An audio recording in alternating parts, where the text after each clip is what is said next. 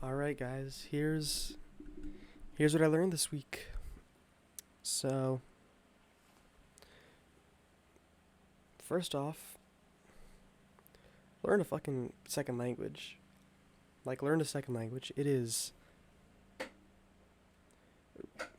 really useful to know one because at my job, there is a coworker who was gone for like a couple months, came back, and he only speaks Spanish. And luckily, I take Spanish and everything, but it was if I didn't know any Spanish, that night would have been extra rough.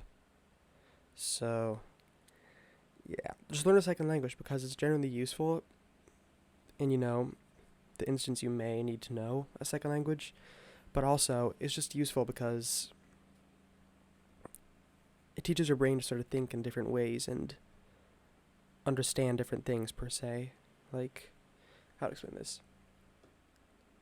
I've sort of found myself occasionally, not like questioning words or whatever, but rather looking at a word and sort of being like, what's the etymology of it? How did it come to be? And then sometimes I'll sort of see something and think of the word, in Spanish, and then sort of, I don't know, just think about it. I just sort of think about language more as I learn more about a different language, if that makes any sense. But yeah, that's definitely why you should learn a second language because it's just really useful.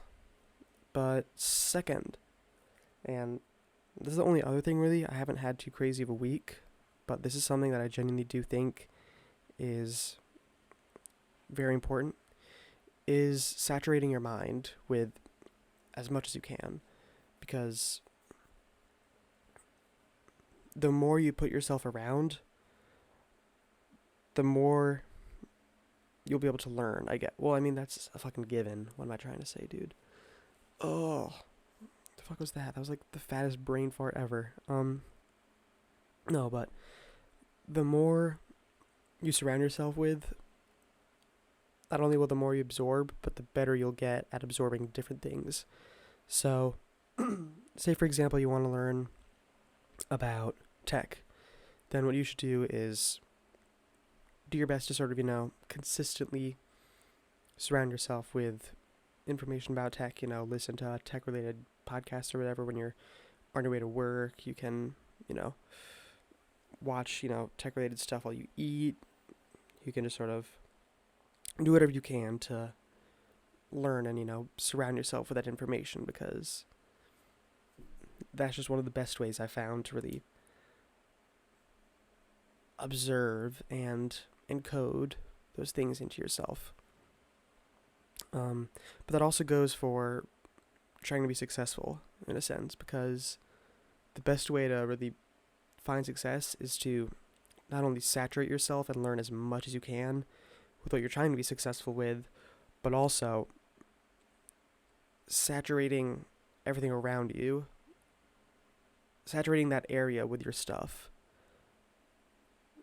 Because I forget who it was, but they said one of the best ways to be successful is to put out so much work that it's statistically impossible for you to fail. So obviously, that isn't applicable to every single person. There's a lot of people who have to, have actual jobs and whatnot, do very specific things that they can't afford to, allot so much time of their day to do work that they desire to do and not, just funny dunny, do whatever work. So if you're in that sort of position, I would honestly just say do your best to learn about as much as you can because the more you learn about and the more you're able to do, the more that you learn about and are able to do, the more things you can do, and the more that you can do, the better opportunities you can put yourself in. So if you're, a cook or something, or a server, and you learn a lot about some specific field, like, biomechanics or entrepreneurship or something, and, you're doing your work, whatever, there's a chance that, you might have a customer or a client that is in that area of expertise. And if you're able to, actually talk with them, you're a cool person, you're able to, like, jive with them, there's a chance that if you're able to prove that you have a passion for it, have your knowledge, and are willing to actually, put forward work, there's a chance you'll be able to find yourself in a better position because you've been able to learn more about stuff. And the more that you just learn about things in general, the easier it is to learn more stuff.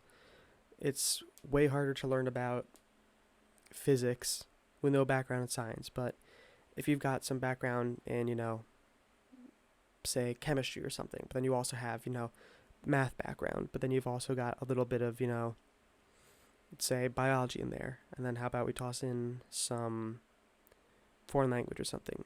The more you're able to think differently, the better you'll be able to learn something new. Because for that instance, the actual scientific aspects of chemistry and biology apply good to physics. A lot of physics is math related, so that background in math is going to help you tremendously.